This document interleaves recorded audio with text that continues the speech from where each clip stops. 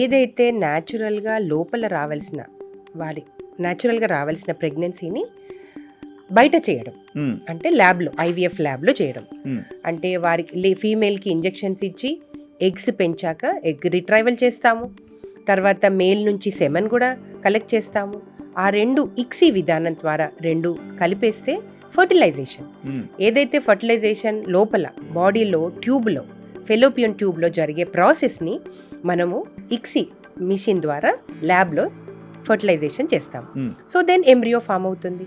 ఆ ఎంబ్రియోని కల్చర్ చేస్తాం, అంటే ఒక 5 days వరకు, కొంతమంది day 3 వరకు, కొంతమంది day 5 వరకు, బ్లాస్ట్ వరకు కల్చర్ చేశాక ఆ బ్లాస్ట్ని మళ్ళీ ఎంబ్రియో గర్భాశయంలో ట్రాన్స్ఫర్ చేస్తాం. సో ఈ ప్రాసెస్ని ఐవీఎఫ్ అంటాం. సేమ్ థింగ్, ఏదైతే లోపల బాడీలో జరగాల్సిన హోల్ ప్రాసెస్ బయట ల్యాబ్లో చేయడం.